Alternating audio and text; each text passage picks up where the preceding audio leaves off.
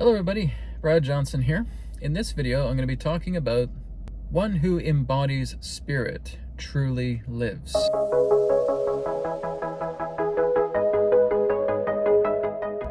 So when I'm talking about this, when we look at someone who has done their work, and I think that's the best way to put it, we could say who's done their work, they have done the great work, and by that great work, I'm simply referring to coming to terms with their center, right? Being in their center.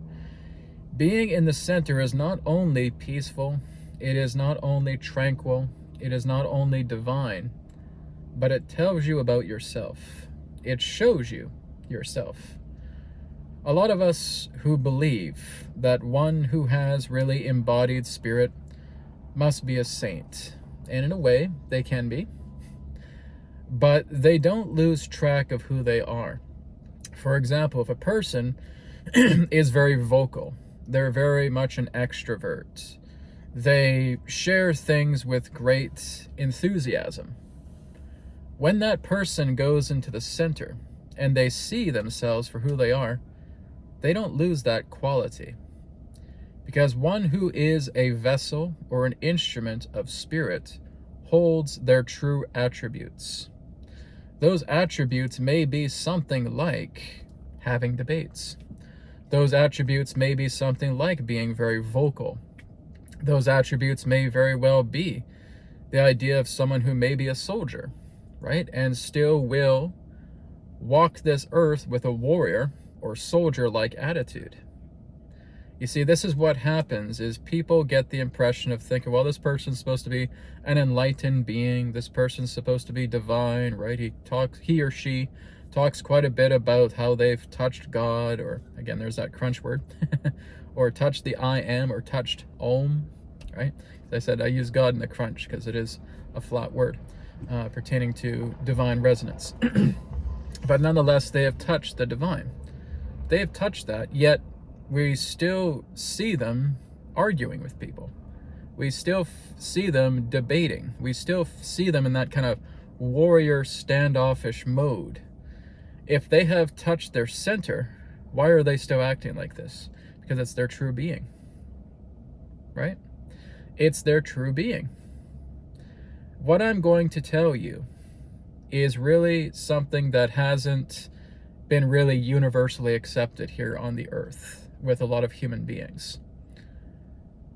A person who has touched their center, who has gone into themselves, who feels spirit, who feels the Om, who feels the I am within them, who functions as an instrument of spirit, can basically do anything on this planet, no matter what it is.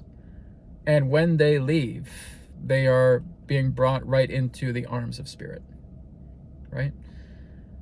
That's hard for people to accept. And I know that, right? So, Brad, what if this person was a mutilator? What if this person was a murderer? What if this person was a rapist? Doesn't matter. Doesn't matter. They will behold spirit when they leave. Because that's really what it is. Think of it in the idea of those of you who have read the Bhagavad Gita, and where Krishna was basically telling Arjuna to slaughter his entire family, but to not put the idea of concern or involvement or emotional destruction in the way. And in the end, that's exactly what he did. And at the end of his life, he was embraced by the divine, right? I know a lot of people don't want to hear that, right? I'm not saying that you're being a murderer or anything like that. I'm not saying that that's what I am or anything of that nature. But this is very, very difficult for people to accept. As soon as you touch your center, as soon as you embody spirit within yourself, you are going to go to realms of consciousness. You are going to move right back into that center that is more beautiful than you can ever imagine. And every single person who has touched spirit, every single person who has embodied spirit will go there. Hell does not exist when one knows their center. Hell is nothing more of a manifestation of one's own clouded ignorance. It's just a perceptual ignorance of one's clouded judgment, not being able to know themselves, trapped inside emotional and mental pitfalls. Once those pitfalls are cleared, they realize that hell is nothing more than illusion, right? People aren't burning in hell, okay? What they burn from is they burn from their own thoughts. They burn from their own emotional conflicts. They burn from their own mental barriers and pitfalls. But when you embody spirit, you truly live, okay? We just have this erroneous impression of thinking that, all right, well, this person's claiming to be touching God and embodying spirit and walking the way of the divine, yet they're constantly fighting. They're arguing. Maybe they have sexual problems, right? Maybe they have sexual issues. Maybe they're turned on a lot by women or men or what have you. And again, we criticize that particular person, right? When a person has embodied spirit directly into them, that person can also tell who has come into the light as well, who has also touched spirit, who has touched the I am, who has gone into themselves and really felt the power of Om, right? We can tell. It's like a spiritual radar, right? I can look at somebody and I can know exactly if spirit has touched them, right? It's something that you know. It's just there, right? But when you truly embody spirit, you truly live, right? And it goes back into the Bible, right? It goes back into John 5:30, where Jesus says, I can do nothing. Of my own self, I can do nothing, right? I judge only as I am told to judge, because my judgment is right from he who sent me. Okay. What Jesus is basically saying here is that me as a human being can't do anything, right? He even said, human power has no power whatsoever. Human power is of no use at all. He's absolutely right. What happens is we get so confined by these small opinions. We get so confined by these small beliefs, and I call them small because they're human-made, because they're made by our emotions, and those emotions are trance states. And we're taking the true power of ourselves and we're confining ourselves into these beliefs, into these defense mechanisms. And we orchestrate small opinions around these particular emotional states and mental conflicts and pitfalls, thinking that they have such value when they are completely valueless, thinking that they are of such great importance that they have no importance at all.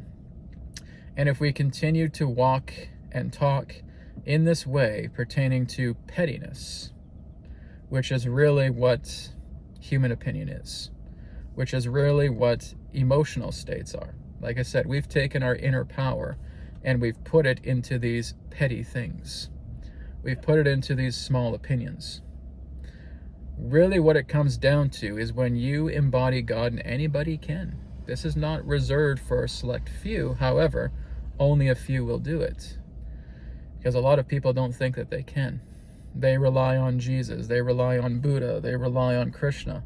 They rely on these saints. They rely on these great teachers and great masters and great mystics and great oracles and great prophets and so forth. That's what they put their energy into, thinking, well, those ones are great, but I'm not, right? I can't do that. There's no way God will come into me. There's no way the divine will come into me. There's no way the I am, the Om, will embody me, because I'm not worth it, because I don't have anything to offer. You would be wrong, right? It's just like the idea that the caterpillar doesn't realize it's in the cocoon. And at some particular point, it will break out of that cocoon because that caterpillar that is now a butterfly has been touched by the divine. One who is truly touched by spirit truly lives. And it's something that for someone who has not been touched by it, it's very difficult to explain why that is. You just don't care about human things anymore. Not really. you're doing your work, and you may have a career, you may have a family to work with, you may have a house to maintain, and that's so good. You're happy to do it, but at the end of the day, it's something you have no problem in letting go of. I can use the example, for instance, that I have the signposts. I have the signpost live where we're talking about current events. And a lot of it is political information. A lot of it is information about what humankind is going through in the world. The current events, the politics, financial situations, war, physical agendas, the minds of the corrupt, etc. And like I said, I've really only done that webcast because people want me to.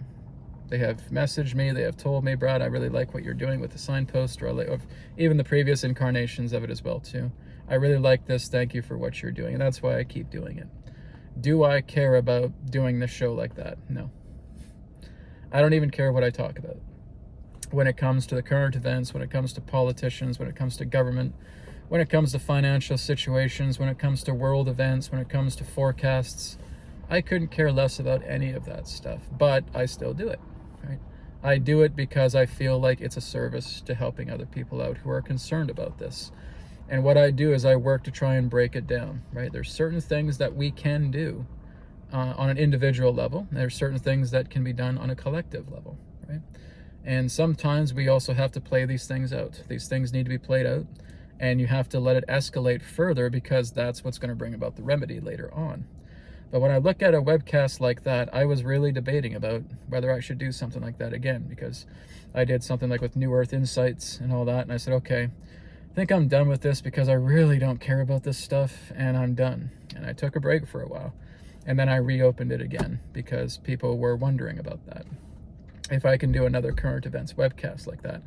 But the example I'm giving is very much in that context of, well, I have a career, I have a family, I have a house, I have a vehicle, right? I have my bank account. Honestly, I don't really care about those things. I'm not really concerned, and I mean this wholeheartedly with every fiber of my being. Really couldn't even care if I'm broke. I really couldn't even care if my house was gone. I really couldn't even care if I didn't even have this truck, right? I'm happy to have a truck, but do I need it? No. I'm happy to have a bank account because I can do certain things, right? I can go certain places and get food and all that stuff like that. But do I need it? No. Right? I'm happy to have a family, but if anything happened to that family and they returned to spirit, would that destroy me? No. Right? Because when I look at family right now, it's the soul first and the physical second. And that's how I see it with myself. It's the soul first, it's the heart first, and then it's the physical next. And that is what I talk about in embodying spirit, to live truly. When I look at people, I don't just see their face, right? I know that their body's there, and that's great. It's a wonderful instrument. Thank you for presenting yourself to me. But I see their heart. I see their soul, right? I can see really their beauty. And what I also notice is the obstruction of that beauty that they have through themselves. And I may comment on that. I said, you have such a beautiful energy to yourself, but I feel like you're holding it back, right? I feel like you're not acknowledging it. I feel like you're taking advantage so much of other physical things that prevents you from shining your heart upon the entire planet, right? So even for those who have not been touched by spirit, you can see that they're really just less than a millimeter away of doing it. And I see that quite commonly with many people. We are really, a lot of us are on the verge of making a breakthrough with less than a millimeter away of getting past the threshold of illusion for you to know that spirit is embodied within you. And again, it's not about your worries. It's not about your emotional conflicts. It's not about your pitfalls, right? If we feel like that is taking up the majority of our time, then what has happened to us is we've bought into the illusion. We've bought into so much of the flesh. We bought so much into the physical. And this is a wonderful thing to have, right? It's a wonderful instrument. And I always say, stay in the fine line between the body and the mind. and the spirit, because the body and the mind are your support systems to helping you ground and anchor everything of the divine into this form, into this life, so that this life can prosper beautifully. That's really what it comes down to. But when I look at the idea of people just trailing off with so much ignorance and arrogance and thinking that what they're sharing is of vital importance, you have to believe them. You know, I see the whole idea of the heavens opening and Jesus is going to come down and Jesus is going to have this date and there's this date that's going to come and Jesus is going to liberate humanity. Guys, if you're thinking that the Christ is what Jesus is all about, or thinking that only the Christ can embody one person, you are delusional, right? It's not to say that Jesus did not embody the Christ. He certainly did, and I think he did it better than anybody, right? He certainly embodied the Christ.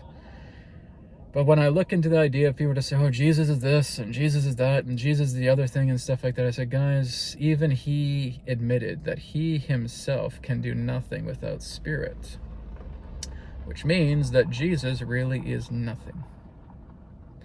I myself am nothing without the power of spirit behind me. All of us are nothing without the power of spirit behind us, because without spirit, none of this would be. And that's what's being said. And we just get so obsessed by the idol of the messenger rather than the essence of the message. And when you embody spirit, you look much more into the essence of the message, not the idolation of the messenger. People get so carried away with that, and that's trance-based programming, and it's delusional. What is going to uplift this world is the spirit of the Christ through every man, woman, and child. What is going to uplift this world is the unity consciousness of every man, and woman, and child, because their heart is going to open, whether they feel it and are aware of it or not. That is what's going to make a significant change. And one who embodies spirit knows this. This is not about a savior figure. We have gone through those delusions for thousands of years. There has never been a savior on the planet. Not once. Why? Because it requires everybody to get behind, even if there's a leader. You still have to get behind it. That person needs those people to get behind them. The support system is there, and it becomes a chain, right? Even if that man or woman or child can do amazing, wonderful things, without the people supporting him or her being that link in the chain, nothing's going to happen. That person will be empty. That person will have no support whatsoever. That person is going to fade into the mists. The key is to have a powerful chain. And that is where we're all supporting each other. Because for you to have the faith in another person, that shows a power within you that you don't even yet understand. Right? Jesus called this faith. And I simply just call it spirit power. Right? It's the power of yourself. It's the power of the divine working through yourself to form a link in the chain. Right? Jesus was great because of the people that supported him as well. He could do these amazing things, but if nobody supported him, if he had nobody, his message would never have gotten out there. Right? We all have our own roles to play. We have our own power to radiate through this planet. We have to open up our own heart. And even though we may have a leader who's charismatic, who has that strong magnetism, right? We may know a few people like that on the planet, and that's great. But they're great because of the people that are supporting them. They're great because of the link of the chain that has been forged. And that's what the power of spirit does. That's what embodiment of the spirit does, even if we don't think that we're embodied. When a powerful speech is coming out that is truly heartfelt and people feel it right into their soul, that person is speaking through the spirit. And they don't even know that they're connected to spirit. They're not consciously aware of it, but nonetheless it happens. These moments that come that are so incredibly precious, that reverberates joy and goodness and meaningfulness into your soul, is the voice of spirit. It is the action of spirit. It is the work of spirit that is coming through you. And that is what I want to remind you of. When you are there, when you're in your center, not only are you feeling peace, not only are you feeling omnipresence, not only are you feeling the beauty of spirit with you, you're seeing yourself. You're seeing your attributes. And those attributes do not fade. If you are a powerful speaker, your voice is only going to get more powerful. If you are a powerful action taker, the actions you take are only going to become stronger and surge greater. If you are an empathetic person, that empathy is going to skyrocket. If you are someone in that sense who follows themselves with the beauty of the physical body and the beauty of the earth, then all of those qualities are just going to escalate a lot further, right? You're going to have attributes by one who is aware that they embody spirit. They're not going to disappear. You're not going to turn into a bland robot, right? That's something I want you guys to be made aware of for people who have touched spirit.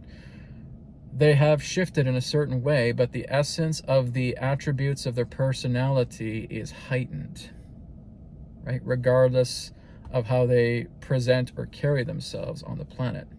What matters is they have touched spirit.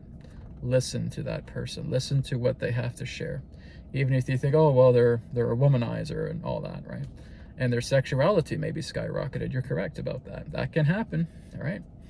This person is a soldier and he wants to get in fight with people, right? Well, that may escalate as well too, and you're right. But they've touched spirit, and that's what you need to pay attention to.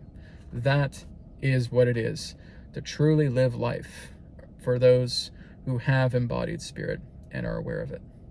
Thank you so much for watching, and I'll speak to you again in another perspective. But now, take care.